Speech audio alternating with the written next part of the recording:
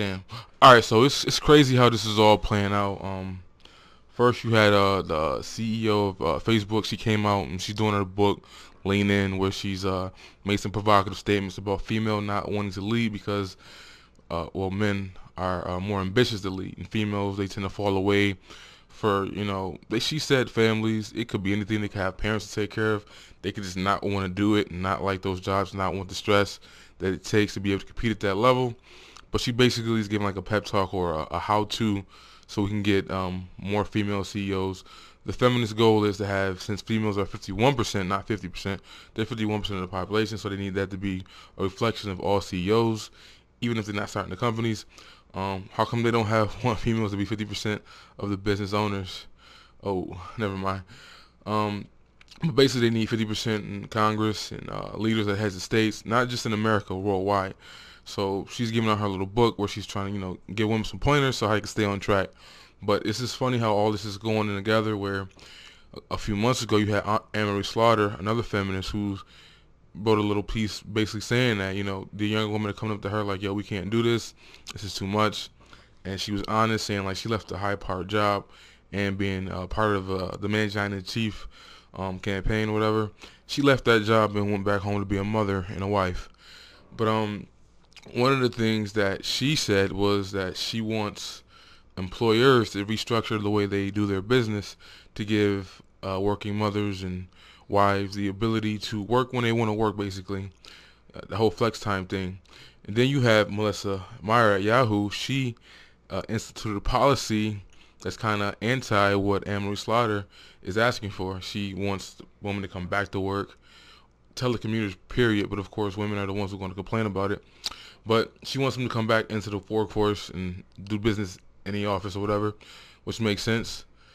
But it's just crazy how all this is going together. Now, Marissa Sandberg, Facebook, she basically, one of the things she instituted, or one of the things she believes needs to happen for females to become dominant in the workforce and all these positions and jobs, is they want, she calls it, make your partner be a real partner. But what she's advocating is she wants more men to be stay-at-home dads. She wants more men to give up their dreams and ambitions, as if men didn't do that already when they became husbands. But, whatever they have a career in or a field that's demanding of their time and attention, she wants men to cut that out and be stay-at-home daddies, or, pick up more responsibility around the house and do less at work. Which brings me to this article, what France is offering. It's just crazy, though, how this is all working out and how everything is just going back and forth. So let's see what going on in France. It says on Friday, International Women's Day, a never married father of four proposed legislation to encourage more men to take long-term paternity leave. The socialist leader has made a point of promoting women's rights since he has been elected last year, naming an equal rights minister as ensuring that women make up half of his cabinet. Oh, while most French mothers work, their salaries, pensions, and career prospects can suffer for taking long maternity leaves. Giving fathers more flexibility with the paternal leave could help make it easier for mothers to return back to their jobs. This proposal would allow fathers to take up to 6 months of paid leave after birth of the child and extend the long-term parental leave benefits to the father. Speaking at an equality conference Thursday night, the French president promised to get the ideas written into a draft law by May. French law currently allows fathers up to 2 weeks of paid paternity leave right after the baby is born. Mothers are allowed 7 weeks of maternity leave paid for by the employer, and that's what the feminists want, or I guess you could say women, because this is an issue that it might not be a feminist issue, but this is an issue where women are going to join with feminists to get this done. So there you go. But that's some things that they're asking for is they want 12 weeks paid maternity leave in America, which they don't have. But even though a lot of these other countries have that right now, American women still make far more than they do without the 12 weeks of getting paid without working. So to me, it would be like, why would we want to go that route if clearly these women make far less money than you, yet you still want that aspect? But that's just feminism. Alrighty, it says then the parents can take up further time to take care of children while receiving about €500 a month from the government's family agency. The first child that the parent leave is capped at six months. With two or more children, the leave can go up to 3 years of no work. What the hell? The family agency says it's about 3.5% of the recipients of this parent leave subsidies are fathers. The government is hoping to shrink the length of time and subsidies can go to mothers to encourage fathers to also put in for the leave. So the fellas already have it, but they're not using it. The legislation would also provide more than state aid from single parents for those partners who fail to pay child support. So the government is just pretty much going to control everything. Oh, yeah, he did say he's a socialist. The government is considering reducing the total number of parents leave allowed from 3 years to 2.5 years. In order for finance and some extra 6-month leave for fathers, a moving aimed at keeping costs down for the government struggling to trim spending. You're trying to trim spending, but you're implementing a law that's going to let people stay at home and not work longer than they should. Welcome to socialism. Okay, it says the government also argues that this measure could help keep women in the workforce, theoretically, boost the economy. You have to view this reform in part as a large whole. The Minister for Equal Rights, she has a really long name, I don't know. The aim, she said, is to make it also that the employees, whether female or male, could better reconcile their personal lives in their professional life. French governments and left and right have long championed family-friendly politics, including public preschools and daycares and child subsidies. That's exactly what liberals want in America.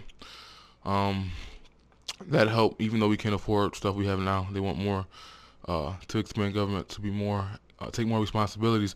It's kind of crazy. It's like, what's the point of being married or having kids and doing that if you're not going to take care of them? You're not going to teach them. You're not going to raise them. You're going to ship them off away while you go work. That seems kind of odd to me. That, why just not have children? If you're not going to raise them and take care of them, you're going to expect the government to do all that for you. But that's where America's headed. That helped women keep the workforce and the French birth rate steadily at about 2 children per women, while other European countries have seen a sharp decline in recent decades. But there's some opposition. But France is still a society with a strong conservative strain and plenty of sexist attitudes, despite the popularity for sexual freedoms. So the people who oppose it have. It says French officials talked a little about women's rights Friday night with Prime Minister signing an agreement to give women equal opportunities in public service. The defense ministries urging more feminization of the army. What just happened in America? Gays are allowed, which they have always been. They just got to keep it to themselves, and women are fighting on the front lines. Monkey see, monkey do, huh? Feminization of the army, and a Paris City Hall naming a dozen of streets and squares after influential women. Holland's push follows a recent move in Britain that extended paternity leave to 2 weeks for a father and include a new option of 26 weeks more, as long as the other partner has returned to work. Mothers can take up to a year to leave, with up to 39 weeks usually paid for by the employer through not fully paid. So this is crazy. Like, it's bad enough that you see what's happening in America via Obamacare or via having to cover females condoms. and a lot of that affects everybody as a whole. And the problem with capitalism is crony capitalism, which is what this would have to it would be in America, because most employers are not trying to pay for you to not be at work for 39 weeks because you have a kid. I mean, this stuff is not going to work in America, but they're doing it anyways. But it's just ridiculous how, people just see, look what they're doing, and look what they're going, and we need to be like them, even though their country's falling apart at a faster rate than ours. What's next? Neighborhood Germany offers a complex formula that allows fathers 2 months of paid maternity leave. Either parent can take up to 3 years off their job, guaranteed upon return, but only part of that time is paid. Okay, so you basically, it's like unemployment for having a baby. Sweden takes things even further. Swedish couples can share up to 16 months of parental leave, providing that it is a split, that one of them, normally the man, takes at least 2 months. The government pays 80% of the homebound parent's wages up to the ceiling, and sometimes employers pay more on the top of that. So this is basically what America, well, leftists, the socialists, and feminists, they're all the same. This is the kind of government they want run. This is the kind of society they want to be in America. And I'll even show you a video from Melissa Harris' Two Last Names Perry show, where they're asking for public funded daycare. So I don't know. It's not looking good for this country at all. This kumbaya utopia thing is it's gonna happen here pretty soon. In America, like I said the other day, Facebook CEO, she said she wants to make your partner a real partner, rather, is what she said. And it's like, this situation here is like you get an option to do it, but they planted the seed. Now France is not even trying to, they're offering men the time off, but if they don't take it, what's going to happen? I don't know.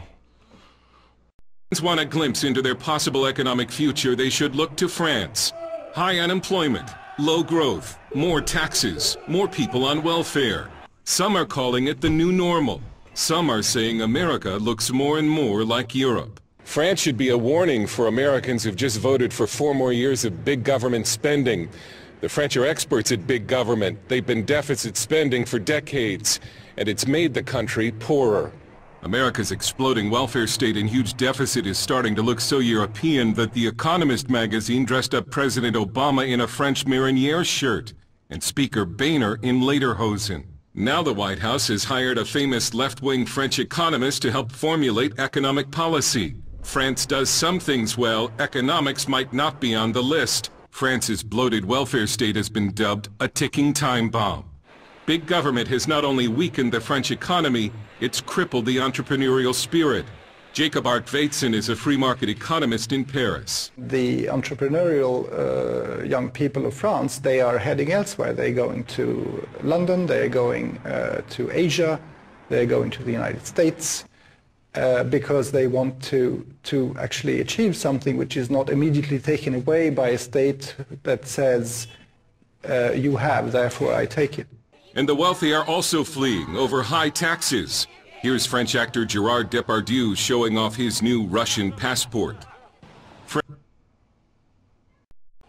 France has one of the lowest number of millionaires per capita in Western Europe. A clue as to why can be found in this newspaper headline over a photo of France's wealthiest man, who also threatened to leave over taxes. It says, "Beat it, rich jerk." Some joke that France is the one country where communism succeeded. The government sector of the French economy is larger than the private sector. Most French are dependent on the state not only for benefits but for jobs. 3 out of 4 French young people say their dream is to get a government job someday. Florian Silnicki of the Club of Entrepreneurs says France is addicted to public spending like a drug. We turn to government spending as the solution to our problems. Businessmen are telling us they can't take it anymore. The system we have is probably very generous, but it's very expensive, and we simply cannot pay for it. French economist Emmanuel Martin warns that when the state starts taking care of people, they stop taking care of each other. The levels of charitable giving in France and other Western European nations are much lower than the United States. It sort of kills the natural move for solidarity of individuals. And no wonder why we are not a very philanthropic country.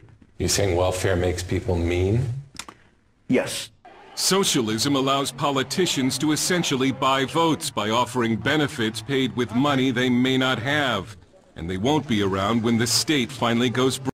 He did was focus on certain members of his base coalition, give them extraordinary financial gifts from the government, and then work very aggressively to turn them out to vote. Number two, put in place Obamacare, which basically is $10,000 a family. I mean, it's a proven political strategy, which is give a bunch of money from the government to a group. And guess what? They'll vote for you. The giving away free stuff is a hard thing to convince. Socialism allows politicians to essentially buy votes by offering benefits paid with money they may not have. And they won't be around when the state finally goes broke. Arfvedson says France has all but guaranteed that its future will be poorer. Oh, and that day is coming very soon. Very soon. More and more companies are dying. So there's more and more destruction of jobs. There's a growing awareness that we're heading right into the wall, which is called reality. An excellent question is why American leaders would want to emulate France, or Europe for that matter. Polls show most Democrats now have a favorable view of socialism, and it's very popular among America's college-age young people. Maybe they should have a talk with a French economist. Dale Hurd, CBN News.